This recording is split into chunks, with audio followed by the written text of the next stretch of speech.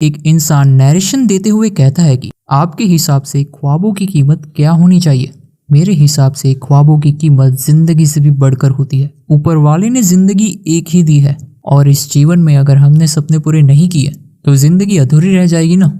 मैं अब्दुल करीम तेलगी और ये मेरी पूरी जिंदगी की कहानी है। जहां वो एक हॉस्पिटल में होता है साल 2003 दिसंबर। डॉक्टर्स उसे एक इंजेक्शन देते हैं और उसके कुछ टाइम बाद उससे पूछते हैं कि तुम्हारे साथ कौन कौन से पॉलिटिशियन इन्वॉल्व थे इस स्कैम में। तेलगी कहता है politicians are the backbone of the business. और इसी के साथ हम उसके पास्ट की कहानी को देख पाते हैं। कानपुर कर्नाटका 1982। तेलगी बीकॉम कंप्लीट करने के बाद सक्सेसफुली ट्रेन में फ्रूट्स बेच रहा होता है और अपनी मीठी मीठी बातों से वो लोगों को खुश भी करता है और अपने फ्रूट्स भी अच्छे से बेच रहा होता है। तभी एक आदमी शौकत भाई उससे एक फ्रूट खरीदता है तो वो उसे अपनी बीकॉम की डिग्री में देता है, जिससे कि उसकी काबिलियत भी पता चल जाती है। मतलब फ्री की मार्केटिंग कि उसने बीकॉम कंप्लीट किया है। और इससे इंप्रेस होकर वो उसे मुंबई बुला लेता है अपने यहाँ काम करने के लिए। तेलगी अपने घर जाता है और ये बात अपनी माँ और भाई को बताता है। तेलगी के पापा इस दुनिया में नहीं थे और अपनी खाली जेब के साथ वो मुंबई पहुंच जाता है शौकत भाई से मिलने। वहाँ उनका होटल का बिजनेस था, लेकिन उनका बिजनेस उतना खास नहीं चल रहा होता है। तेलगी यहाँ अपना दिमाग लगाता है और टैक्सी ड्राइवर, पान मसाला और यहाँ तक कि वड़ा पाव वालों को भी उनके होटल का कार्ड देकर आता है मार्केटिंग करवाने के लिए। तेलगी टैक्सी ड्राइवर को कस्टमर लाने पर 5 रुपए कमीशन देता था और बाकी सब लोगों से अपने होटल की मार्केटिंग। 4 महीनों में ही होटल अपने पीक पर पहुंच गया और यहाँ शौकत भाई की बेटी नफीसा भी तेलगी को पसंद करने लगी और उन दोनों का निकाह भी हो गया। उनकी एक बेटी भी हुई, दिया। ज्यादा पैसे कमाने के लिए तेलगी गल्फ कंट्री चला जाता है। 7 साल वहाँ कड़ी मेहनत करने के बाद वो इंडिया वापस आ जाता है क्योंकि उसे अपने फैमिली की याद आ रही होती है। अब यहाँ आने के बाद वो एक नया बिजनेस शुरू करता है, उसी के जैसे जरूरतमंदों को फेक डॉक्यूमेंट्स क्रिएट करके गल्फ और यूएई जैसी कंट्रीज में भेजना। लेकिन यहाँ वो पकड़ा जाता है और पुलिस स्टेशन में उसकी खूब पिटाई होती है। वहीं उसे उसी के जैसा एक आदमी मिलता है, कौशल, जो कि उसके साथ ही पीट रहा होता है। यहाँ वो दोनों अच्छे दोस्त बन जाते हैं और शौकत भाई तेलगी की बेल करवा देते हैं। शौकत भाई तेलगी से कहते हैं कि उसे अपना नाम पुलिस रिकॉर्ड से हटाना होगा और उसे एक लॉयर से मिलने को कहते हैं जो कि उसका ये काम करवा सकता था, लेकिन वो बहुत ज्यादा फीस मांग रहा होता है। तो तेलगी यहाँ भी अपनी बातों से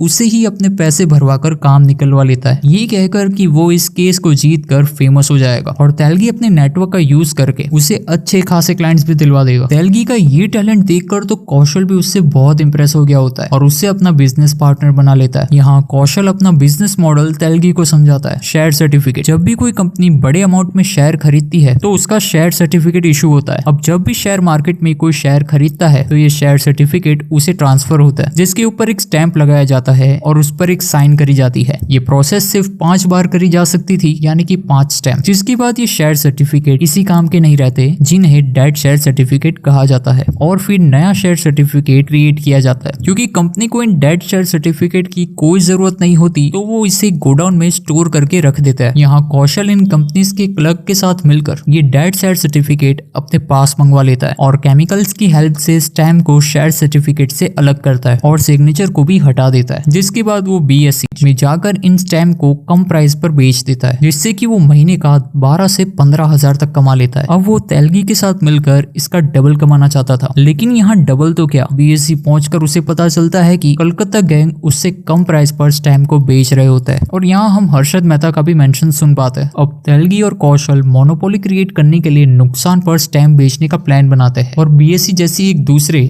ओल्ड कस्टम हाउस जहां कलकत्ता गैंग का एस्टेब्लिश बिजनेस होता है वहां पर जाकर एक क्लर्क के साथ डील फाइनलाइज करता है। वो क्लर्क अगले दिन उन्हें स्टैम्प्स के साथ स्टैम्प पेपर भी दे देता है, जिसे देख कौशल उस पर गुस्सा करता है कि वो स्टैम्प पेपर क्यों ले आया। ये सब चल ही रहा होता है कि कलकत्ता गैंग उन पर हमला कर देती है और सबको बहुत मारती है। तभी तेलगी की नजर एक आदमी पर पड़ती है जो कि सिर्फ स्टैम्प पेपर ले रहा होता है और स्टैम्प फेंक देता है। अगले दिन वो क्लर्क से मिलने जाते हैं जो कि उसे देखते ही उस पर भड़क पड़ता है, क्योंकि वो बड़ी मुश्किल से स्टैम्प पेपर और स्टैम्प लेकर आया होता है। तेलगी उसे समझाता है कि मार उन सब ने खाई है और उनकी गलती नहीं है, लेकिन तेलगी को एक बात परेशान कर रही थी कि वो आदमी स्टैम्प पेपर क्यों कलेक्ट कर रहा था और स्टैम्प क्यों फेंक रहा था। तेलगी के पूछने पर वो बताता है कि तुम्हारा स्टैम्प का बिजनेस स्टैम्प पेपर के बिजनेस के सामने कुछ भी नहीं है, क्योंकि वो वॉइड स्टैम्प पेपर थे जिनकी कीमत मार्केट में स्टैम्प से कई गुना ज्यादा होती है। और तेलगी को एक और बिजनेस का आइडिया आता है। तेलगी उस क्लर्क से सारी इंफॉर्मेशन लेने के बाद कौशल के पास जाता है और उससे अपना नया बिजनेस प्लान समझाता है कि गवर्नमेंट हर साल 33,000 करोड़ सिर्फ स्टैम्प पेपर बेचकर कमाती है, जिसमें से 80% स्टैम्प पेपर बॉम्बे से, 10% महाराष्ट्र से और बाकी 10%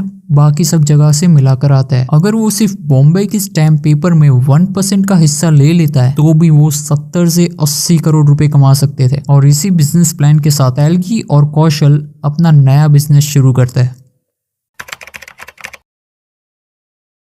जब इंडिया की आर्थिक स्थिति ठीक नहीं थी तो उस वक्त के फाइनेंस मिनिस्टर मनमोहन सिंह ने इंडिया में ग्लोबलाइजेशन लाकर दुनिया भर की कंपनी को इंडिया में बिजनेस करने के लिए इनवाइट किया और कुछ ही टाइम में इंडिया काफी तेजी से आगे बढ़ रहा था। इसके कुछ ही टाइम बाद इंडिया में दंगे शुरू हो गए थे ड्यू टू बाबरी मस्जिद इंसिडेंट, जहां सबसे ज्यादा दंगे बॉम्बे में हो रहे थे। ये बात इसलिए इम्पोर्टेंट है क्योंकि तेलगी और कौशल उस वक्त भी बाहर घूम रहे होते हैं अपने स्टैम्प पेपर के प्लान को एग्जीक्यूट करने के लिए। जहां तेलगी कौशल को समझाता है कि नासिक, जहां से इंडिया के सारे स्टैम्प पेपर प्रिंट होकर आते हैं, नासिक से वो फुल सिक्योरिटी में नासिक रोड रेलवे स्टेशन पर आता है। Station master, guard, police, TT और हेड टीटी की निगरानी में वो ट्रेन में लोड होते हैं और फिर वहां से वाड़ी बंदर स्टेशन पर आते हैं। वाड़ी बंदर स्टेशन से वो ओल्ड कस्टम हाउस में भेजे जाते हैं और फिर पूरी इंडिया में डिस्ट्रीब्यूट होता है। तेलगी का प्लान ओल्ड कस्टम हाउस से पहले ही स्टैम्प पेपर को चुराना था। तेलगी यहाँ स्टैम्प पेपर को चुराना तो चाहता था, लेकिन उसके बदले वो नकली स्टैम्प भी रखना चाहता था ताकि वो ये काम बार बार कर पाए और किसी को भी उन पर शक ना हो या उनकी चोरी पकड़ी ना जाए। वाड़ी बंदर स्टेशन पर कुछ टाइम नजर रखने के बाद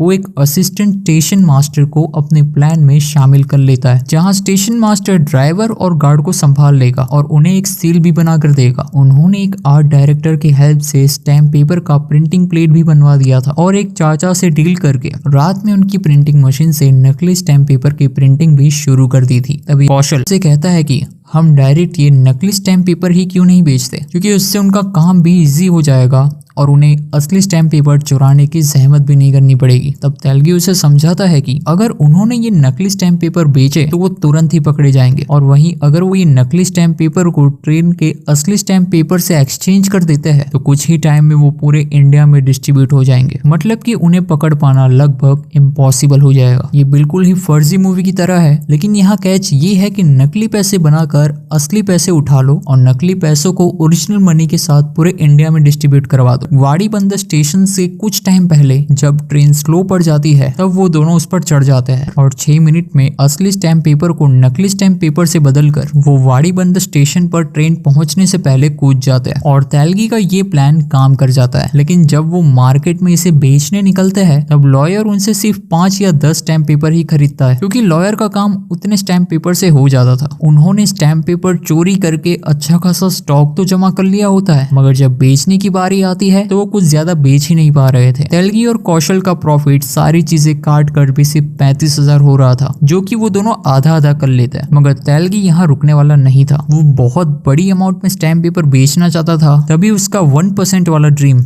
70 to 80 करोड़ कमाने का पूरा हो सकता था। कौशल उसे चीयर अप करने के लिए एक बार में ले जाता है, जहां वो एक बार डांसर को देखकर उसकी तरफ अट्रैक्ट हो जाता है और उसे देखता ही रह जाता है। अगले दिन उसके घर पर उसकी बेटी दिया की बर्थडे पार्टी होती है, जहां उसकी माँ और उसका भाई आए हुए थे। तेलगी का भाई उसके साथ काम करने की बात करता है, लेकिन तेलगी उसकी बात टाल देता है और वहां से चला जाता है। फिर तेलगी और कौशल एक बड़े कॉर्पोरेट लॉ फर्म में जाते हैं, जहाँ उन्हें एक बड़ा ऑर्डर तो मिलता है, लेकिन रूल्स ऑफ प्रोटोकॉल के मुताबिक वो कंपनी सिर्फ एक लाइसेंस वेंडर से ही स्टैम्प पेपर खरीद सकती थी, जो कि कस्टम ऑफिस से ऑथराइज्ड हो। तेलगी एक आदमी से मिलता है जो कि कस्टम ऑफिस में काम करता था और उसे स्टैम्प पेपर वेंडर लाइसेंस लेने की पूरी प्रोसेस समझाता है, जो कि बहुत लेंदी थी और यहाँ कोई शॉर्टकट नहीं चल सकता था। जैसा अभी तक तेलगी चला रहा था वो यहाँ नहीं चल सकता था। ऐसे ही एक दिन रात को उनकी प्रिंटिंग प्रेस ऑफिस में पुलिस की रेड पड़ती है, जो कि दारू के लिए होती है, क्योंकि उस एरिया में अक्सर ऐसा बिजनेस होता रहता है, लेकिन तेलगी यहाँ डर जाता है क्योंकि वो लोगों ने तब तो वहाँ स्टैम्प पेपर छुपा लिए थे, मगर वो हर बार बच नहीं सकते। इसके सॉल्यूशन के लिए वो एक दरगाह में पैसे डोनेट करने का ट्राई करता है, ये सोचकर कि मौलवी साहब उसे पुलिस से बचा लेंगे। लेकिन मौलवी साहब उससे कहता है कि तुम डायरेक्ट पुलिस से ही दोस्ती क्यों नहीं कर लेते, फिर तुम्हें कभी किसी से डरने की जरूरत नहीं पड़ेगी। ये बात तेलगी समझ जाता है और पुलिस के साथ एक डील फाइनल करता है, जहाँ वो पुलिस के फंड में पैसे डोनेट करेगा और पुलिस वो पैसे दरगाह रिपेयर करने के लिए डोनेट करेगी। इससे वहाँ के एरिया में पुलिस की छवि बेहतर हो जाएगी और तेलगी को भी पुलिस वाले परेशान नहीं करेंगे। यहाँ तेलगी की पहचान बढ़ रही होती है और कौशल को कहीं ना कहीं ये बात पसंद नहीं आ रही होती है। पुलिस से पूछने पर तेलगी को एक एमएलए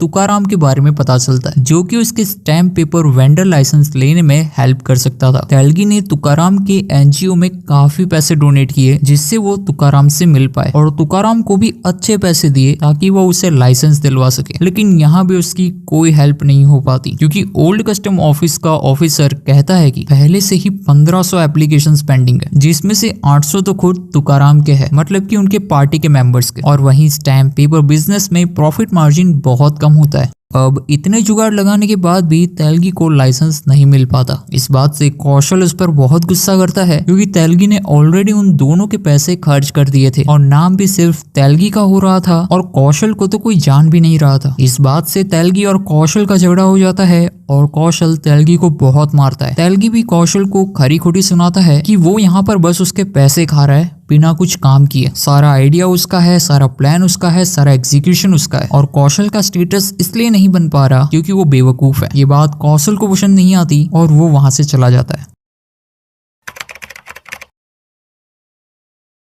अगले दिन तेलगी तुकाराम से एक और मीटिंग करता है और इस बार उसे आने वाले इलेक्शन में ज्यादा पैसे देने की बात करता है अगर वो उसे लाइसेंस दिलवा दे तो। तुकाराम फिर तेलगी को यूनाइटेड शक्ति पार्टी की हेड ऑफिस ले जाता है, उनकी लीडर गरिमा तलपड़े से मिलवाने। तेलगी उन्हें इलेक्शन में जिताने के लिए पैसों की हेल्प करने का वादा करता है और अपनी बातों से उन्हें इम्प्रेस करके तेलगी को उनका रिकमेंडेशन लेटर मिल जाता है। और अब तो वो कस्टम ऑफिस का ऑफिसर भी तेलगी को लाइसेंस दिलवाने के लिए मजबूर हो जाता है। लाइसेंस आते ही वो पहले कौशल से मिलता है अपने झगड़े मिटाने के लिए, लेकिन वो तेलगी से अभी भी नाराज था और वो उसे अपनी फैक्ट्री से निकाल देता है। तेलगी अब अपनी नई कंपनी शुरू करता है और पॉलिटिकल सपोर्ट की वजह से उसका बिजनेस काफी तेजी से आगे बढ़ रहा था। उसने अपने भाई और तुकाराम के एनजीओ के 2 लड़कों को भी अपनी टीम में शामिल कर लिया होता है। अब यहाँ से तेलगी बहुत ज्यादा पैसे कमाने लगता है। वो पॉलिटिशियन, पुलिस, कस्टम ऑफिस और भी ना जाने कितने ही लोगों को अच्छे पैसे दे रहा होता है। अपने परिवार के लिए एक अच्छा घर खरीदता है और साथ ही साथ एक नई गाड़ी भी लेता है। सब कुछ बहुत बढ़िया चल रहा होता है, लेकिन गरिमा मैडम इलेक्शन हार जाती है लोकतंत्र सेक्युलर पार्टी के लीडर इनामदार भाव के सामने। तो तेलगी भी अब सीधा उनसे हाथ मिला लेता है और गरिमा मैडम की पार्टी की फंडिंग रोक लेता है। वो कस्टम ऑफिसर उसे वार्न भी करता है कि ऐसे डायरेक्टली किसी भी नेता से डायरेक्ट कनेक्शन नहीं तोड़ना चाहिए, इसका नतीजा आगे जाकर काफी भारी पड़ सकता है। लेकिन तेलगी उसकी बात नहीं मानता और इनामदार सर के लिए बैकडेटेड स्टैम्प पेपर रेडी करता है जिनकी कीमत लाखों में होती है। ये बैकडेटेड स्टैम्प पेपर इनामदार साहब को 2 भाइयों के बीच में चल रही लड़ाई के लिए चाहिए होता है, जो कि अपने पापा के मिल के लिए चल रही होती है। वहीं दूसरी तरफ गरिमा मैडम वही बैकडेटेड स्टैम्प पेपर का मामला सीधा असेंबली में छेड़ देती है और इसकी इन्वेस्टिगेशन की मांग करती है, क्योंकि उनकी भी नजर उन दोनों भाइयों के केस में ही होती है। और स्टैम्प पेपर का मामला आते ही वो समझ जाती है कि ये तेलगी का ही काम होगा। गरिमा मैडम उसी कस्टम ऑफिसर की हेल्प से उसी कस्टम ऑफिसर को तेलगी के खिलाफ गवाही देने के लिए मजबूर करती है और तेलगी की स्टैम्प पेपर वेंडर लाइसेंस को भी रद्द करवा दिया जाता है और तेलगी को जेल की सजा भी सुनाई जाती है। लेकिन यहाँ पुलिस वैन में बैठने से पहले ही लॉयर और पुलिस वाले मिलकर उसे वहाँ से भगा देते हैं, मगर फिर से गरिमा मैडम के प्रेशर में उन्हें कुछ टाइम बाद तेलगी को अरेस्ट करना ही पड़ता है और उसे आर्थर रोड जेल में अरेस्ट करके भेज दिया जाता है। वहीं जेल में सब उससे बहुत मानते थे, जहाँ उसे एक आदमी मिलता है अब्दुल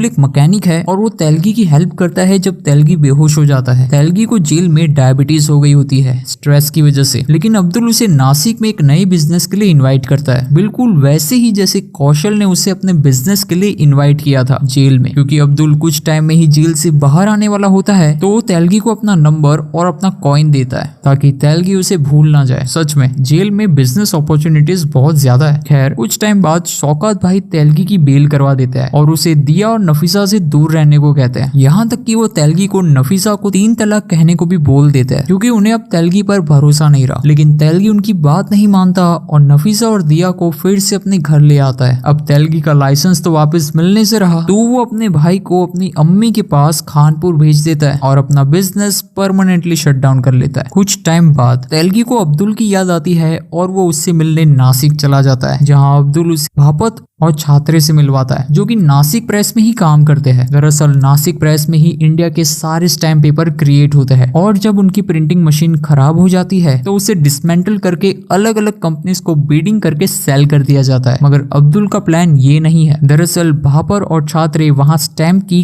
क्वालिटी चेक डिपार्टमेंट में होता है, जिन्हें की हर स्टैम्प पेपर को चेक करना होता है और डिफेक्टिव स्टैम्प पेपर को निकालना होता है। मतलब कि स्टैम्प पेपर को 2 कैटेगरी में डिवाइड करना होता है, एक्सेप्ट और रिजेक्ट। इनका प्लान ये था कि वो रिजेक्टेड स्टैम्प पेपर में कुछ अच्छे स्टैम्प भी ऐड कर देंगे और अब्दुल और तेलगी उन अच्छे स्टैम्प को मार्केट में बेच आएंगे। लेकिन तब तेलगी उनसे पूछता है कि तुम कितने स्टैम्प पेपर हर रोज चुराना चाहते हो, तो उनका जवाब होता है करीबन 600 से 700। और जब तेलगी पूछता है कि एक दिन में जेन्युइन रिजेक्टेड स्टैम्प पेपर कितने निकलता है, तो वो कहते हैं 50 से 60। ये सुनते ही तेलगी का दिमाग खराब हो जाता है, क्योंकि रिजेक्टेड स्टैम्प पेपर का नंबर 50-60 से सीधा 600 पहुंचने पर उनकी चोरी तुरंत ही पकड़ी जाएगी। क्योंकि क्वालिटी कंट्रोल डिपार्टमेंट में जब इतने सारे रिजेक्टेड स्टैम्प पेपर को रीचेकिंग के लिए मंगवाया जाएगा, तब वो लोग क्या करेंगे। और तेलगी वहां से गुस्से में चला जाता है। अब्दुल उसे समझाता है और कहता है कि वो बिजनेस तो करना चाहता है, अगर उसके पास इससे बेहतर प्लान है तो वो उन्हें बता सकता है। तेलगी कहता है कि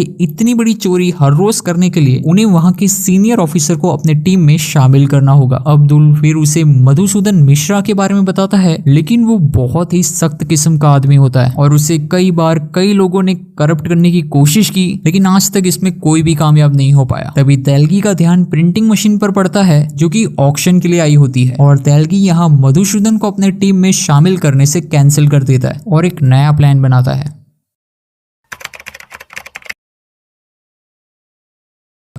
तेलगी तुकाराम के साथ मिलकर कैबिनेट मिनिस्टर को घूस देने की कोशिश करता है, जिसके लिए उसने अपनी बेटी दिया के घर, जिसे कि शौकत भाई ने उसके नाम किया था, उसे गिरवी रख देता है और अपनी वाइफ के गहने भी चुरा लेता है। लेकिन यहाँ उसका काम नहीं होता। कैबिनेट मिनिस्टर घूस लेने से मना कर देता है और यहाँ मधुसूदन मिश्रा को एक महंगी घड़ी देकर करप्ट करने की कोशिश करने में वो तेलगी को ऑफिस में सबके सामने इंसल्ट करके धक्के मारकर वहां से निकाल देता है। तेलगी को अब कोई रास्ता नहीं दिखाई दे रहा था। सब उसे अपना प्लान चेंज करने को कहता है, मगर तेलगी एक और ट्राई करता है और यहाँ कैबिनेट मिनिस्टर का सेक्रेटरी उसकी हेल्प करता है। दरअसल तेलगी कैबिनेट मिनिस्टर को घूस मधुसूदन मिश्रा को नासिक प्रेस फैक्ट्री में जनरल मैनेजर की पोस्ट दिलाने के लिए दे रहा होता है और एक बड़ा रिस्क लेने के बाद मिश्रा को वो पोस्ट दिलवा देता है। जब मिश्रा को ये बात पता चलती है कि तेलगी ने ये पोस्ट उसे करप्शन करके दिलवाई है, तो वो ये पोस्ट से रिजाइन करने का डिसाइड करता है। तब तेलगी उसे समझाता है कि जो होना था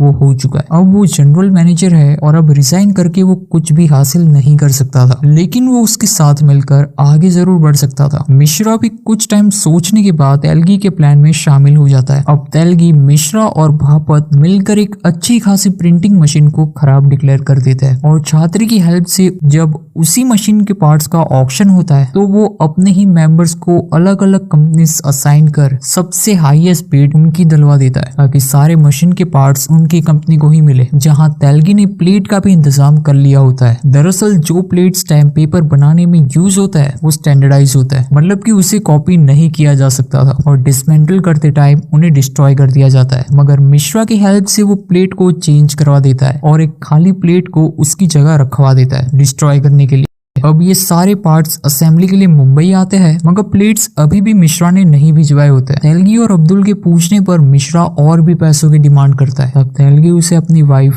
नफीसा का हार दे देता है, क्योंकि पैसे तो उसके पास थे नहीं। इसके बदले में वो मिश्रा से प्रिंटिंग के लिए इंक और पेपर का इंतजाम करवाता है। इंक के लिए उसे एक केमिकल का यूज किया, डाइक्लोरोप्रोपेन। प्रिंटिंग के लिए जो इंक सिल डब्बे में आती है उसे उन्होंने आधा आधा बांट दिया होता है और ये केमिकल ऐड करते ही केमिकल की क्वांटिटी और और क्वालिटी सेम हो जाती है। मतलब कि 2 डब्बों में इंक को आधा आधा बांट दो और ये केमिकल मिलाकर फिर से फुल कर दो, हो गए ना एक ही इंक के 2 कैन तैयार। और पेपर के लिए तेलगी वहीं से पेपर खरीदता है जो कि गवर्नमेंट यूज करती है स्टैम्प पेपर बनाने के लिए। इतनी लंबी प्रोसेस और कई जुगाड़ लगाने के बाद फाइनली तेलगी अब खुद के स्टैम्प पेपर बना लेता है जो कि हूबहू गवर्नमेंट द्वारा क्रिएट किए हुए स्टैम्प पेपर जैसे होता है। लेकिन अभी भी एक बहुत जरूरी काम बाकी था, स्टैम्प पेपर वेंडर लाइसेंस, क्योंकि इस लाइसेंस के बिना उन्हें बड़े ऑर्डर्स नहीं मिल सकते थे। और हम जानते हैं कि ये लाइसेंस कौन दिलवाता है, वही कस्टम ऑफिस का ऑफिसर, जहां लाइसेंस लेने के लिए तेलगी ने गरिमा मैडम को भी मना लिया होता है। अब तो तेलगी की 10 उंगलियां घी में होती है। वो फिर से अपनी नई बिजनेस कंपनी शुरू करता है और ये कंपनी से वो पैसों का पहाड़ बना लेता है जो कि लिटरली आप स्क्रीन पर देख सकता है। तभी तेलगी के टीम मेंबर्स में से एक महंगी बाइक खरीद लेता है और शो ऑफ करता है। अब तेलगी उस पर बरस पड़ता है क्योंकि वो नहीं चाहता था कि लोगों को पता चले कि वो कितने पैसे कमा रहे हैं, और वो इसके लिए बहुत सीरियस होता है। तेलगी अब अपने बिजनेस को पूरे इंडिया में फैलाना चाहता था। हालांकि मुंबई में उसका बिजनेस बहुत अच्छा चल रहा होता है, लेकिन वो पैसा कमाना नहीं बनाना चाहता था। इसीलिए वो कर्नाटका में अपने बिजनेस की दूसरी ब्रांच ओपन करता है जिसे कि खुद तेलगी का भाई सलीम हैंडल कर रहा होता है। लेकिन कर्नाटका का एमएलए फहीम शेख उसके बिजनेस में अड़चन डालता है, तो तेलगी उसके बिजनेस में भी पैसे लगाकर उससे भी फ्रेंडशिप कर लेता है। यहाँ आप नोटिस कर रहे होंगे कि तेलगी किसी से भी दुश्मनी नहीं कर रहा होता है, बल्कि जो भी उसके बिजनेस में प्रॉब्लम क्रिएट कर रहा होता है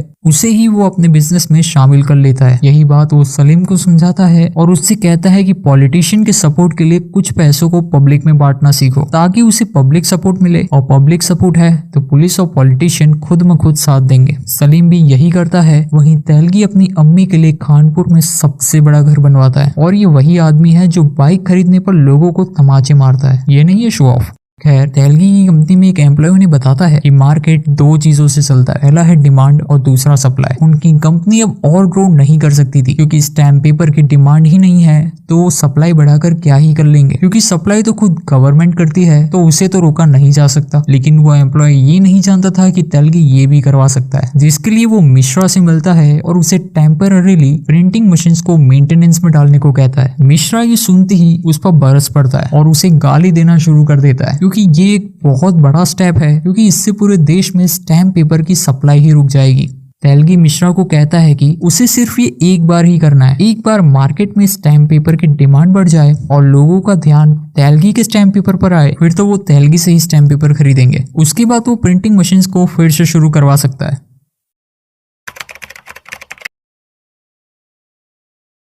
ईयर 1999। तेलगी के कहने पर मिश्रा बहुत से मशीन्स को खराब करवा देता है और इंडिया सिक्योरिटी प्रेस तब ठप पड़ जाती है। वहीं दूसरी ओर तेलगी उस कस्टम ऑफिसर को एक फ्लॉपी डिस्क देता है जिसमें कि आई लव यू वायरस होता है, और उसे कंप्यूटर में इंसर्ट करते ही वो हर जगह फैल जाता है। इस वायरस की वजह से पूरे देश में हर जगह स्टैम्प पेपर्स के ऑर्डर्स मिसमैच हो जाते हैं। जहां 3000 स्टैम्प्स की जरूरत थी वहां 30,000 पहुंच गए, और जहां 30,000 की जरूरत थी वहां 3,000, और गवर्नमेंट उन सारे ट्रक्स को वापस बुला लेती है। और अब मार्केट में स्टैम्प पेपर की खपत होने लगी थी, जिसकी भरपाई तेलगी अच्छे से कर रहा था। लेकिन अब इतनी बड़ी डिमांड है तो सप्लाई सिर्फ एक मशीन से तो नहीं हो पाएगी, इसलिए तेलगी फिर से मिश्रा को कॉल लगाता है, और फिर क्या, नासिक प्रेस में फिर से मशीन्स खराब होना शुरू हो जाती है और ऑक्शंस की हेल्प से मशीन्स फिर से तेलगी के पास आ जाती है। अब गवर्नमेंट ऑफिशियल्स मिश्रा और उस कस्टम ऑफिस वालों को प्रेशराइज कर रहे थे कि उनके वहां होने के बावजूद भी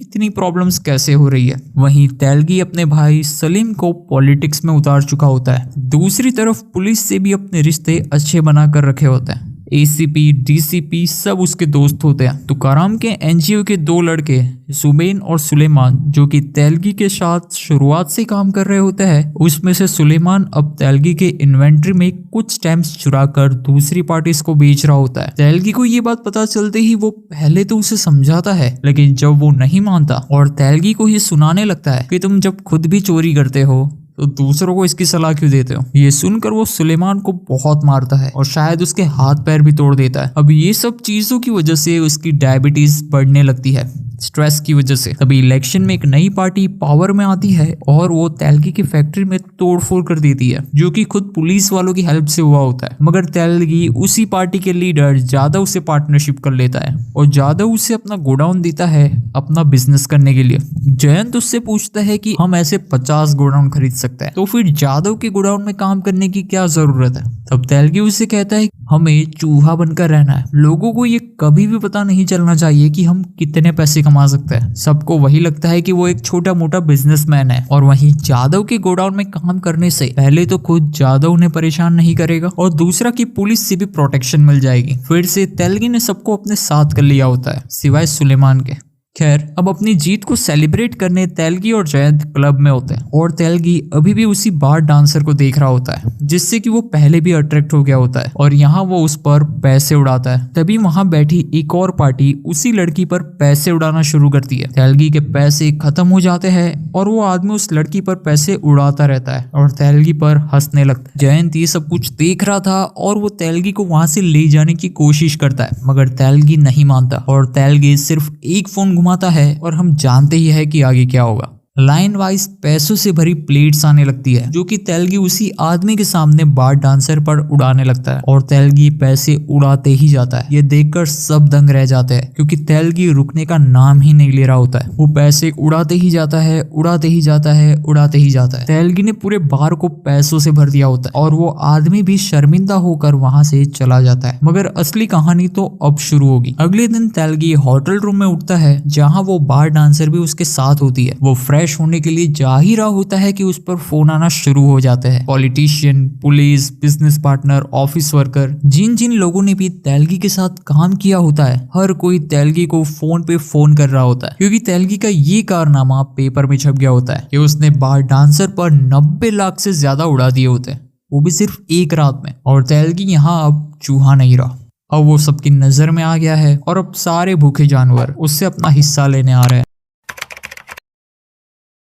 अब तक आपने देखा कि कैसे ट्रेन में फल बेचने वाला एक सिंपल इंसान मुंबई आके अच्छी खासी तरक्की करता है, कैसे स्टैम्प पेपर बिजनेस को समझ के फेक स्टैम्प पेपर्स बना के इतना बड़ा एम्पायर खड़ा करता है, जिसके लिए उसने बड़े लोगों से कॉन्टेक्ट्स बनाए और उनको पैसे खिलाए। लेकिन उसकी डांस बार में की गई एक गलती उसे इतनी भारी पड़ी कि उसका जमीन आसमान एक हो गया।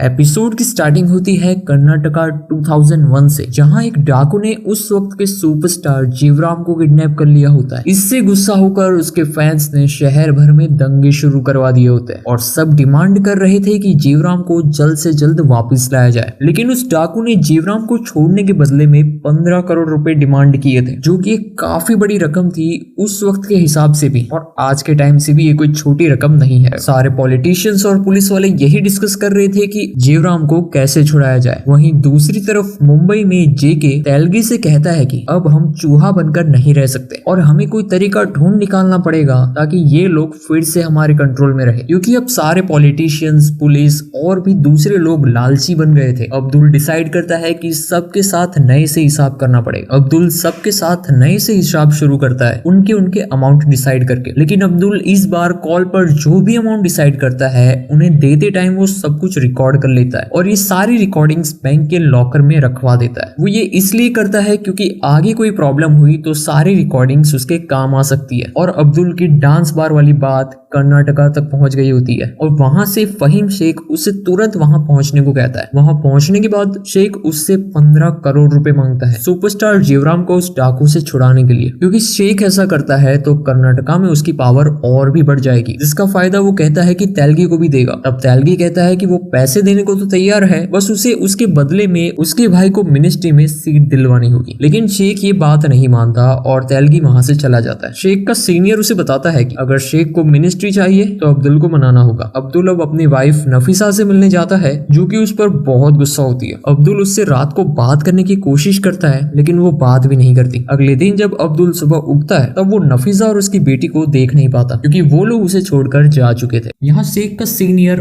और मिनिस्टर का पीए अब्दुल से पैसे निकलवाने के लिए उसे फंसाने का प्लान करता है, जिसके लिए उसने डीसीपी अरविंद को अपॉइंट किया होता है। और अरविंद ने पुलिस ऑफिसर रजनीकांत को, नहीं अपने थलाइवा वाले रजनीकांत नहीं, उस पुलिस ऑफिसर का नाम ही रजनीकांत है। दूसरी ओर अब्दुल से मिलने सुलेमान की माँ आती है। सुलेमान वही है जिसको अब्दुल ने उसके साथ गद्दारी करने की वजह से मार दिया होता है, जिस बात का गिल्ट अब्दुल को आज तक है। और इसी वजह से वो सुलेमान की माँ को हर महीने पैसे ट्रांसफर करता है सुलेमान के नाम पर, जहां उसकी माँ को भी यही लगता है कि सुलेमान गल्फ कंट्री में है, बस वो उससे बात नहीं करता। जब वो वहां से चली जाती है तब अब्दुल को अचानक से अटैक आता है। वहीं रजनीकांत ने भी कर्नाटका में अब्दुल का स्टैम्प पेपर वाला ट्रक कैप्चर कर लिया होता है जिसकी वैल्यू 90 लाख होती है। ये मामला संसद में उठाया जाता है और बहुत हंगामा होता है। वहीं हॉस्पिटल में अब्दुल से उसकी वाइफ और बच्ची मिलने आते हैं, लेकिन ट्रक कैप्चर होने की न्यूज सुनते ही उसे कर्नाटका में पीए से मिलने जाना पड़ता है और अब्दुल उसे 15 करोड़ दे देता है क्योंकि अब्दुल को पता था कि उसके ट्रक को इन्हीं लोगों ने पकड़वाया है। जिसके बदले में अब्दुल अपने भाई के लिए मिनिस्ट्री में एक सीट मांगता है और इस बार पीए मान जाता है। यहाँ सारी सिचुएशन फिर से पहले जैसी हो रही थी। गवर्नमेंट ने अब्दुल के दिए पैसों से जीवराम को छुड़ा दिया होता है और अब्दुल के भाई को मिनिस्ट्री में सीट भी मिलने वाली होती है। यहाँ तक कि उसके ट्रक को भी कोई पुलिस ऑफिसर हाथ भी नहीं लगाएगा। लेकिन तभी अब्दुल को पता चलता है कि उसे जो अटैक आया था वो किसी हार्ट प्रॉब्लम की वजह से नहीं बल्कि HIV की वजह से आया था, जिस बात से उसकी हालत सच में पतली हो जाती है। वो उस बार वाली लड़की से मिलने जाता है और उस पर खूब चिल्लाता है, लेकिन यहाँ वो लड़की उसे बताती है कि उसका तो रेगुलर चेकअप होता है, उसे ऐसी कोई बीमारी नहीं है। लेकिन अब अब्दुल की वजह से ये बीमारी अब शायद उसे भी हो गई होगी, तो उल्टा वो अब्दुल पे ही चिल्लाने लगती है और वहां से भगा देती है। अब्दुल ये बात जेके को भी बताता है। अब जेके उससे कहता है कि वो उसकी वाइफ का भी चेकअप करवा ले, कहीं अब्दुल से ये बीमारी उसकी वाइफ को ना लग गई हो। लेकिन अब्दुल कहता है कि इसकी कोई जरूरत नहीं है क्योंकि उनके बीच कई सालों से ऐसा कुछ नहीं हुआ और अब आगे होगा भी नहीं। वो अपनी वाइफ और बच्ची से अपनी गलती के लिए माफी मांगता है और उन्हें किसी तरह से कन्विंस कर लेता है, जिसके बाद सब साथ में मस्जिद जाते हैं। तभी ओपोजिशन पार्टी के लीडर को रजनीकांत एक लिस्ट बताता है जिसमें कि 23 लोगों के नाम थे जो कि स्टैम्प पेपर फ्रॉड में शामिल हो सकता है और इसमें तेलगी का भी नाम शामिल होता है। वो ये लिस्ट सीधा मीडिया में बताता है और तुरंत ही इस पर एक्शन लेने को कहता है वरना वो खुद को आग लगा देगा। यहाँ स्ट्रेंज बात ये थी कि लिस्ट में से पुलिस वालों ने एक भी आदमी को नहीं पकड़ा था और तेलगी के साथ डील होने की वजह से उसे तो पकड़ा नहीं जा सकता था। लेकिन पीए यहाँ उन्हें तेलगी को अरेस्ट करने को कह देता है और पुलिस प्रेशर में आकर अब्दुल को अरेस्ट कर लेती है, फिर से उसी की फैमिली के सामने, जैसा कि हमें सीजन 1 में देखने को मिला था। खैर अब्दुल पीए पर बहुत गुस्सा करता है लेकिन वो उसे मना लेता है कि जेल में उसे कोई प्रॉब्लम नहीं होगी और वो जल्द ही उसे बाहर निकाल लेगा और अब्दुल ना चाहते हुए भी अरेस्ट हो जाता है।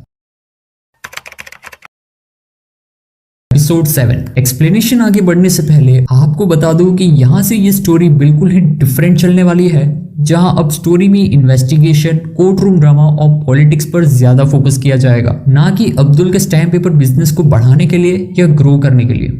एपिसोड की स्टार्टिंग जनवरी 2002 से होती है, जहां जेके अब्दुल से जेल में मिलने आया होता है और बिजनेस में आ रही प्रॉब्लम्स के बारे में बता रहा होता है। जेके उसे बिजनेस को कुछ टाइम तक बंद करने की बात करता है। तब अब्दुल उसे कहता है कि तुम इस बिजनेस को बाहर रह के और भी ज्यादा बड़ा बना दो क्योंकि अब हमें इन लोगों को पहले से भी ज्यादा पैसे खिलाने पड़ेंगे। वहीं अब्दुल को लगता है कि ये सब कुछ उसी शेख ने करवाया है, तो वो उसका भी नाम स्टैम्प पेपर फ्रॉड में डलवा देता है। ये बात न्यूज़पेपर में आते ही फिर से अपोजिशन पार्टी का लीडर इसका बहुत बड़ा तमाशा खड़ा कर देता है। खैर फिर से रूलिंग पार्टी एक इन्वेस्टिगेशन टीम को रेडी करती है और ये बात अब्दुल और उसका वकील जेल में बैठकर देख रहे होता है क्योंकि अब्दुल के पास जेल में सारी सुख सुविधाएं मौजूद थी, टीवी, फ्रिज, बेड, मानो जैसे कि वो किसी होटल में रुका हुआ हो। अब्दुल का वकील उससे कहता है कि अगर इन्वेस्टिगेशन बैठी तो तुम्हारा नाम भी जरूर आएगा, लेकिन अब्दुल कहता है कि करंट गवर्नमेंट ऐसा हरगिज नहीं होने देगी। वहीं बेंगलोर में वसूली भाई यानी कि इंस्पेक्टर सूर्य प्रताप को दिखाया जाता है जिसे कि डीजीपी मैम इस केस पर अपॉइंट करती है और इन्वेस्टिगेशन करने को कहती है। यहाँ सूर्य प्रताप कहता है कि उसे सच में इन्वेस्टिगेशन करनी है या सिर्फ दिखावा। तब डीसीपी मैम कहती है कि तुम्हें सीरियसली इन्वेस्टिगेशन करनी है लेकिन शेख से दूर रहना रहना और तेलगी एक हफ्ते में ही बाहर आने वाला है तो तुम्हारे पास सिर्फ एक हफ्ते का टाइम है। जिसके बाद सूर्य प्रताप मिनिस्टर को अपनी टीम दिखाता है और कोर्ट में अब्दुल को इंटरोगेट करने के लिए उसकी टीम परमिशन मांगती है, लेकिन जज कहता है कि इंटरोगेट करने से पहले एक चार्जशीट जमा करो, तभी वो उन्हें परमिशन दे पाएगा। वहीं सूर्य प्रताप रजनीकांत से मिलता है और कहता है कि तुम्हें इतनी जल्दी ये 23 नाम कैसे मिले। अब रजनीकांत कहता है कि 22 नाम, तेलगी का नाम तो खुद डीजीपी ने लिया था, मतलब कि तेलगी को जानबूझकर इस केस में फंसाया गया है। सूर्य प्रताप अब्दुल के वकील से भी मिलता है जो कि सूर्य प्रताप से कहता है कि अब्दुल के पास ऑलरेडी एक वैलिड लाइसेंस है तो वो ये नकली स्टैम्प पेपर बेचने का काम क्यों ही करेगा। तब सूर्य प्रताप कहता है कि ये तो आप ही बताएंगे क्योंकि हमें तो अब्दुल से मिलने नहीं दिया जा रहा, अब जो कुछ भी है वो आप हमें सीधा सीधा बता दीजिए। जिससे डरकर अब्दुल का वकील वहां से भाग जाता है और अब्दुल को सूर्य प्रताप के बारे में वार्न करता है कि अगर इसे कोई भी प्रूफ मिला तो आगे चलकर ये बहुत बड़ी प्रॉब्लम क्रिएट कर सकता है। सूर्य प्रताप अब उन 22 लोगों को ढूंढने के लिए एक टीम लगाता है, लेकिन उनमें से एक भी नाम रियल नहीं होता। दरअसल ये लोग एग्जिस्ट ही नहीं करते सिवाय अब्दुल के, मतलब कि ये सारा प्लान अब्दुल को फंसाने के लिए किया गया था। वहीं डीजीपी से मिलने पर वो बताता है कि अब्दुल के खिलाफ इन्वेस्टिगेट करने पर कोई भी दूसरी टीम उनका साथ नहीं दे रही, इसलिए वो उसके स्टैम्प पेपर को इन्वेस्टिगेट करने की परमिशन मांगता है जो कि उसे मिल जाती है। जिसे फर्दर इन्वेस्टिगेट करने पर वो अब्दुल के स्टैम्प पेपर बनाने वाली ऑफिस पर आ पहुंचता है जहां ऑलरेडी अंदर जेके नकली स्टैम्प पेपर छाप रहा होता है, लेकिन उसकी किस्मत अच्छी थी कि वहां लोग जमा हो जाते हैं और पुलिस को वहां से भगा देता है क्योंकि वहां पुलिस को बिल्कुल भी टॉलरेट नहीं किया जाता और इसीलिए ही अब्दुल ने ये जगह चुनी थी स्टैम्प पेपर प्रिंट करने के लिए, जैसा कि हमने सीजन 1 में भी देखा था। लेकिन यहाँ सूर्य प्रताप को जाने से पहले एक डस्टबिन से ओल्ड स्टैम्प पेपर मिल जाता है और नए स्टैम्प पेपर के साथ कंपेयर करने पर वो अब्दुल का सारा प्लान समझ जाता है। यहाँ अब्दुल के खिलाफ कोई भी चार्जशीट जमा नहीं हुई थी, लेकिन सूर्य प्रताप की टीम ने ऐन वक्त पर एक नई चार्जशीट जमा करवा दी होती है जिसमें कि स्टैम्प पेपर की अमाउंट 9 लाख से 9 करोड़ करती होती है। सूर्य प्रताप कहता है कि इतनी बड़ी अमाउंट में स्टैम्प पेपर चोरी हो रहे हैं तो सरकार को इसकी भनक क्यों नहीं लग रही, और यहाँ हम ऑडियंस समझ पाते हैं कि ऐसा क्यों है, क्योंकि तेलगे उतने अमाउंट के स्टैम्प पेपर चोरी करने के साथ अपने छापे हुए स्टैम्प पेपर रिप्लेस कर देता था, इसलिए कभी भी किसी को कोई शक गया ही नहीं। सूर्य प्रताप एस्टिमेट करता है कि अब तक 2 से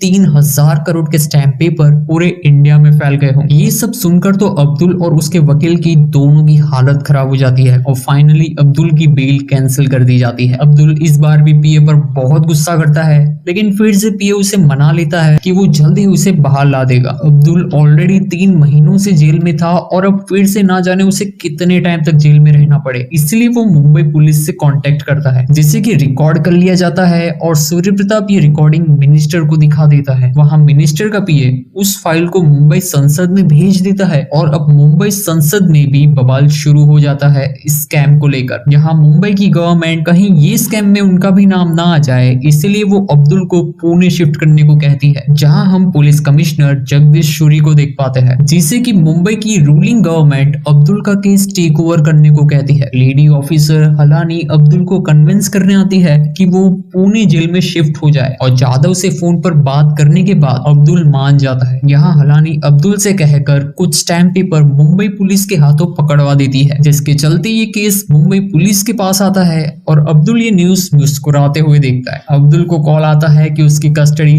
जल्द ही मुंबई पुलिस के पास पहुंचने वाली है। यहीं ये बात सूर्य प्रताप भी सुन रहा होता है। अब्दुल कहता है कि मुंबई आते ही वो एक बड़ी छलांग लगाएगा और सबको मालामाल कर देगा और इसी के साथ एपिसोड 7 यहीं एंड हो जाता है। एपिसोड 8 की स्टार्टिंग में सूर्या और डीजीपी मैम मिनिस्टर और पीए से मिलता है और अब्दुल की कॉल रिकॉर्डिंग देते हुए अब्दुल का सारा प्लान उन्हें बता देते हैं। इसके बाद वो रिकॉर्डिंग मिनिस्टर अपने पास रख लेता है फर्दर इन्वेस्टिगेट करने के लिए। वहीं सूर्या कहता है कि हो ना हो ये लोग भी अब्दुल से मिले हुए हैं। वहीं पीए मिनिस्टर को कहता है कि अब अब्दुल को मुंबई नहीं भेजा जा सकता वरना हम फंस सकते हैं। जिसके बाद वो मिनिस्टर संसद में कहता है कि अभी अब्दुल पर जांच चल रही है, वो भी करंट गवर्नमेंट STI फोर्स के द्वारा, तो उसे मुंबई नहीं भेजा जा सकता जब तक कि ये इन्वेस्टिगेशन कंप्लीट नहीं हो जाती। जिसके बाद अब्दुल फिर से PA पर गुस्सा करने के लिए उस पे कॉल लगाता है, लेकिन वो कॉल ही नहीं उठाता और फिर अब्दुल पे जांच चलती है, जहां उस पर कई टीम एक के बाद एक इंटरोगेट करती रहती है। पहले तो अब्दुल काफी अच्छे से जवाब दे रहा होता है, लेकिन कुछ ही टाइम बाद उसकी हिम्मत जवाब दे जाती है। आखिर में थक हार कर वो सूर्या को कह देता है कि वो तो सिर्फ एक मोहरा है, रियल गेम तो कोई और ही खेल रहा है। वहीं दूसरी ओर कर्नाटका और मुंबई गवर्नमेंट आपस में हाथ मिला लेती है इलेक्शंस जीतने के लिए। वहां अब्दुल को उसका वकील बताता है कि मुंबई गवर्नमेंट भी उससे छुड़ाने के लिए कुछ नहीं कर रही, इसलिए अब्दुल ढेर सारा पैसा कर्नाटका के एक दूसरे मिनिस्टर को पहुंचा देता है, जहां उसके प्रेशर के चलते अब्दुल को पुणे शिफ्ट करने का ऑर्डर आता है। सूर्य प्रताप कुछ कर पाता इससे पहले ही ये सब हो जाता है और हलानी अब्दुल को वहां से ले जाती है। अब्दुल को लगा कि वो जीत गया है क्योंकि वो उस जेल से निकल गया था। वहीं उसकी जगह शेख को जेल में डाल दिया जाता है, लेकिन यहाँ पुणे की जेल में अब्दुल की तो अच्छे से खातिरदारी हो रही होती है। पुलिस वहां लिटरली उसे बहुत मारती है। अपने वकील से बात करने पर उसे पता चलता है कि ये सब पॉलिटिशियंस का ही प्लान था ताकि अब्दुल उनका नाम ना ले। वो लोग अपने हिसाब से काम कर रहे हैं। वहीं उन लोगों ने अब्दुल के ऑफिस में भी रेड पड़वा दी थी, उसे मेन अक्यूज साबित किया है और उन लोगों ने अब्दुल के खिलाफ एक नई चार्जशीट भी जमा करवा दी है। अब्दुल ये सुनकर बहुत फ्रस्ट्रेट हो जाता है और दोबारा जब वो पुलिस वाले उसे मारने आते हैं तो वो बता देता है कि उसे एड्स है और अगर अब उन लोगों ने उस पे हाथ उठाया तो वो उन्हें भी इन्फेक्ट कर देगा। यहाँ अब्दुल मुंबई पुलिस को पैसे खिलाकर सुलेमान के मर्डर का केस ओपन करवाता है और खुद का नाम उस केस में डलवा देता है, जिससे कि अब्दुल पर सुलेमान की मर्डर का केस चलता है, जिसके चलते अब मुंबई पुलिस को अब्दुल की कस्टडी दे दी जाती है। हालांकि ये सब देखती रह जाती है जैसे सूर्य प्रताप उसे देखता रह गया था वैसे ही, और अब्दुल मुंबई आ जाता है जहां पर उसका पूरा कंट्रोल था। जिसके बाद अब्दुल के खिलाफ कोई भी पुख्ता सबूत ना होने पर कोर्ट उसे अगली तारीख देती है और तब तक अब्दुल को मुंबई जेल में रखने का आदेश देती है। जेल जाने से पहले वो अपनी वाइफ और बच्ची से मिलता है, लेकिन यहाँ फिर से वो लोग उससे बात नहीं करते। वहीं फिर से संसद में बहुत हंगामा खड़ा होता है, जिसके चलते मिनिस्टर सिर्फ नाम के लिए एक STI टीम खड़ी करता है, जिसमें कि वो लोग सिर्फ इन्वेस्टिगेट करने का नाटक करेंगे। इन्वेस्टिगेशन के लिए प्रमोद जयसिंह को अपॉइंट किया गया होता है, जो कि एक छोटी से राइड को भी नहीं रोक पा रहा था, तो इन्वेस्टिगेशन तो खाक ही करेगा। वहीं यहाँ अब्दुल सारे पॉलिटिशियंस और पुलिस को अपने घर पर पार्टी दे रहा होता है। जी हाँ, अब्दुल यहाँ बस नाम के लिए ही जेल में होता है, क्योंकि वो जहाँ चाहे वहां घूम सकता है और पार्टी तो आप देख ही सकते हैं। इसी के साथ ये एपिसोड यहीं पे एंड हो जाता है। एपिसोड 9 की स्टार्टिंग में अब्दुल पुलिस के साथ अपनी फैक्ट्री विजिट कर रहा होता है, जहां वो जेकी और बाकी सारे फैक्ट्री वर्कर्स को थैंक यू बोल रहा होता है, क्योंकि उन लोगों ने अब्दुल की गैर हाजिरी में बिजनेस को और भी ज्यादा बड़ा बना दिया होता है। और जब अब्दुल पूरी तरह से बाहर आ जाएगा तब वो लोग और भी ज्यादा पैसे कमाएंगे। ये सब हो भी जाता अगर ये दो ऑनेस्ट पुलिस ऑफिसर ना होते, सूर्य प्रताप और नई STI टीम का लीडर प्रमोद जयसिंह। जहां प्रमोद उसकी टीम के सारे बुरे ऑफिसर्स को देखकर दंग रह जाता है और तब उसे भी पता चल जाता है कि ये बस नाम के लिए बनाई गई टीम है। प्रमोद सारा मामला समझने के लिए सूर्य प्रताप से मिलता है, जहां पहले तो सूर्य प्रमोद की घड़ी देखकर ये कंफर्म करता है कि कहीं ये भी अब्दुल से मिला हुआ तो नहीं है, क्योंकि अब्दुल जिस किसी ऑफिसर को अपने टीम में ले लेता था उसके हाथों में रोलेक्स वॉच तो होती ही थी, जैसा हमने सीजन 1 में भी देखा था। यहाँ प्रमोद कहता है कि उनकी टीम सिर्फ और सिर्फ टाइम पास के लिए बनाई गई है और इसीलिए ही अब्दुल कभी भी इस टीम पर ध्यान नहीं देगा और इसी बात का ये लोग फायदा उठाएंगे। सूर्या उससे अब्दुल की सारी फाइल्स दे देता है और यहाँ प्रमोद अपनी टीम को समझाता है कि हम लोग इन्वेस्टिगेशन तो जरूर करेंगे। वो उन लोगों को अब्दुल की सारी फाइल्स दे देता है और उन्हें स्टडी करने को कहता है, जिसके बाद प्रमोद नासिक प्रिंटिंग प्रेस के हेड मधुसूदन से इंटरोगेट करता है, जिनकी वजह से आज ये स्कैम इतना बड़ा बन पाया है, जहाँ मार्केट में स्टैम्प पेपर की अमाउंट उनके छापे हुए स्टैम्प पेपर से कहीं गुना ज्यादा होती है। लेकिन उसके हाथ में रोलेक्स वॉच देखकर प्रमोद सब समझ जाता है, जिसके बाद वो कुछ और लोगों से और पुलिस ऑफिसर से इंटरोगेट करता है एंड गेस व्हाट, उनके हाथों में भी रोलेक्स वॉच होती है। जहां हमने ये सारे पर्सन सीजन 1 में देखे थे और इनका इस सीजन में उतना ज्यादा रोल नहीं है। खैर यहाँ पूरा का पूरा डिपार्टमेंट, गवर्नमेंट सब कुछ अब्दुल के कंट्रोल में होता है। पुलिस वाले अब्दुल को उसके गाँव लेकर आते हैं, जहाँ सब उसके आने की खुशी में फटाके फोड़ रहे होते हैं और एक फटाका अब्दुल के लाइफ में भी फूटेगा कुछ ही देर में। अब्दुल की अम्मी ने उसके लिए एक सरप्राइज रखा होता है, है, जहाँ उन्होंने अब्दुल और उसकी वाइफ को फिर से मिलवा दिया होता है। सब बहुत खुश होते हैं। तभी अब्दुल और उसके भाई के बीच में झगड़ा हो जाता है, क्योंकि वो अब अब्दुल के नीचे काम नहीं करना चाहता था और बिजनेस में अपना हिस्सा मांग रहा होता है, क्योंकि उसे अब अब्दुल की हेल्थ के चलते उस पर ट्रस्ट नहीं रहा था और अब्दुल उसे मार कर भगा देता है। वहीं दूसरी ओर प्रमोद की टीम ने हर किसी से अच्छी खासी इंट्रोगेशन कर ली होती है, जहां वो लोग आखिर में कमिश्नर सूरी से भी मिलने आते हैं, लेकिन वो उनसे नहीं मिलता और उल्टा मिनिस्टर को ये बात बता देता है कि एसटीआई टीम इंटरोगेट करते करते यहाँ तक आ पहुंची है। जाधव इमीडिएटली प्रमोद से मिलता है और उसे इस केस को और फाइल को सीएम को जमा करवाने से रोकता है, लेकिन तभी मुंबई में बॉम्ब ब्लास्ट हो जाते हैं,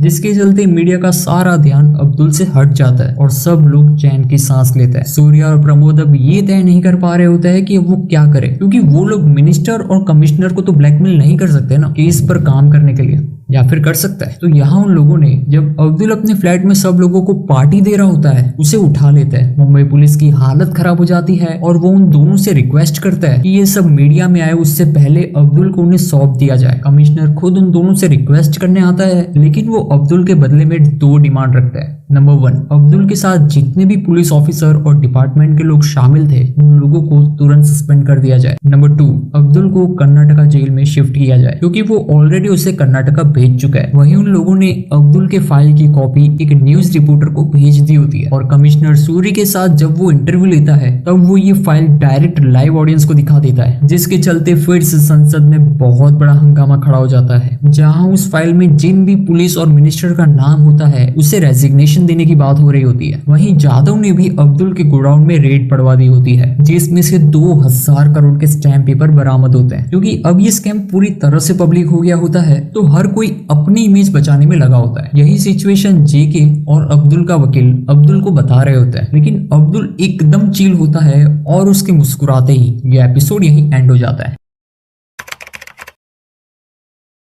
एपिसोड 10। तो एपिसोड की स्टार्टिंग में अब अब्दुल को व्हील चेयर पर देखता है, क्योंकि अपने भाई से झगड़ा करते दौरान उसके पैर पर चोट लग गई होती है और अब उसे एक स्टिक या व्हील चेयर का सहारा चाहिए चलने के लिए। और अगर आप सोच रहे हैं कि अब्दुल को सूर्या और प्रमोद ने उठा लिया और पुलिस कमिश्नर भी क्यों कुछ नहीं कर पाए, उसका रीजन ये था कि अब्दुल को उन लोगों ने उसके घर से उठाया था, जबकि उसे मुंबई पुलिस के अंडर में जेल में होना चाहिए था। वहीं एक पार्टी का लीडर इस स्कैम के चलते अब्दुल पर पीआई फाइल कर देता है। अब्दुल जब इस पीआई फाइल के बारे में दाम्बे से पूछता है तो वो उसे टेंशन ना लेने को कहता है और कहता है कि एसटीआई टीम भी उसका कुछ नहीं कर सकती, लेकिन टेंशन तो उसे लेना ही पड़ेगा, क्योंकि एसटीआई टीम तो खुद दाम्बे को ही उठा के ले जाती है। और अगर आप सोच रहे हैं कि प्रमोद जयसिंह जो इंसान कभी एक मॉब को भी संभाल नहीं पा रहा था, वो इतना पावरफुल कैसे बन गया, वो इसलिए क्योंकि तब वो एसआरपीएफ था और एसआरपीएफ के पास किसी को भी अरेस्ट करने की पावर नहीं होती। लेकिन जो पीआई फाइल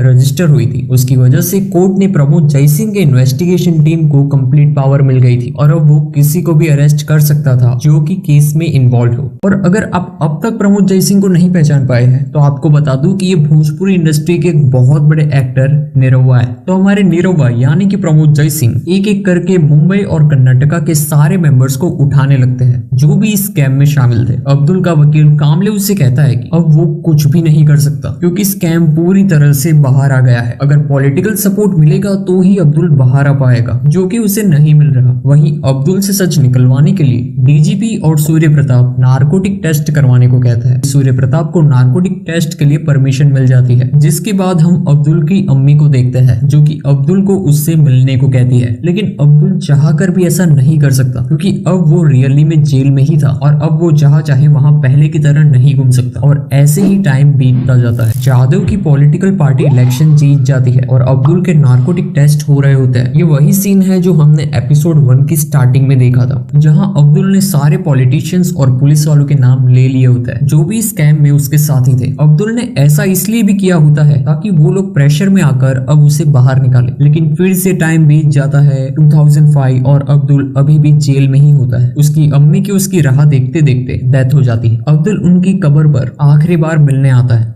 जहां फिर से अब्दुल के छोटे भाई सुलेमान ने पैसे मांगकर अपनी औकात दिखा दी।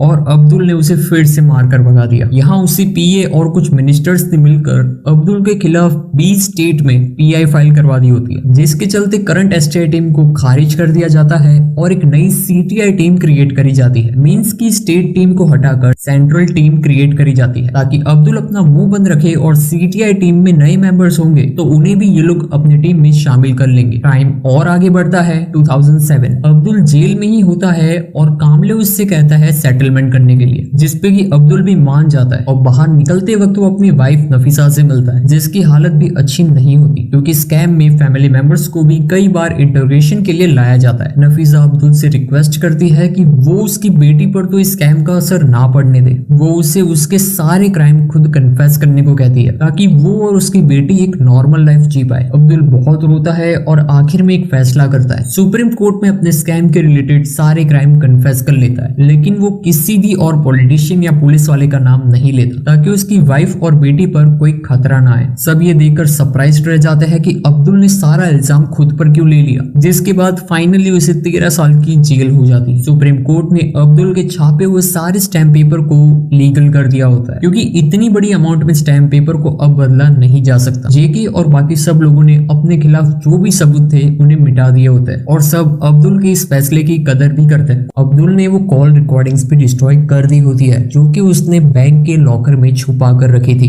कोर्ट के बाहर आते ही वो अपनी वाइफ से मिलता है और अब उसकी वाइफ उससे बहुत खुश होती है क्योंकि अब्दुल ने सच में सब कुछ ठीक कर दिया होता है। पुलिस वैन में जब रिपोर्टर उससे पूछता है कि तुमने सारा इल्जाम खुद पर क्यों ले लिया, तब हमें रियल तेलगी का वीडियो दिखाया जाता है जहां उसने भी यही कहा कि उसने अपनी वाइफ से बात करनी चाहिए, लेकिन उसने कहा कि पहले वो अपने सारे क्राइम कोर्ट में कन्फेस करे, जिसके बाद ही वो उससे बात करेगी और इसीलिए ही उसने सारे क्राइम कन्फेस कर लिए हैं। तब रिपोर्टर उससे पूछता है कि कोई प्रेशर के चलते उसने ऐसा किया, तब अब्दुल कहता है कि नहीं, लेकिन उसकी आंखों में उसकी वाइफ और बच्ची के लिए डर साफ दिख रहा था। अगर अब्दुल सारा इल्जाम अपने ऊपर नहीं लेता तो पॉलिटिशियंस उसकी फैमिली को नॉर्मल लाइफ नहीं जीने देते और पॉलिटिशियंस उसको भी मार सकते थे। 10 साल जेल में रहने के बाद फाइनली उसकी हेल्थ के चलते अब्दुल की डेथ हो जाती है। उसकी कब्र पर बहुत से पॉलिटिशियंस, पुलिस और बड़े ऑफिसर्स आए थे। जब कामले उसकी वाइफ को अब्दुल की सारी प्रॉपर्टीज देने आता है तो वो उससे लेने से मना कर देती है और सारी प्रॉपर्टी गवर्नमेंट को वापस कर देती है। फाइनल क्लिप में हम ओरिजिनल तेलगी का एक और वीडियो देखते हैं जहां वो अपने देश और देशवासियों से माफी मांग रहा होता है जिन्हें भी डायरेक्टली और इनडायरेक्टली इस केस से नुकसान पहुंचा हो। वहीं वो ये भी कहता है कि इन्वेस्टिगेशन तो चलती ही रहेगी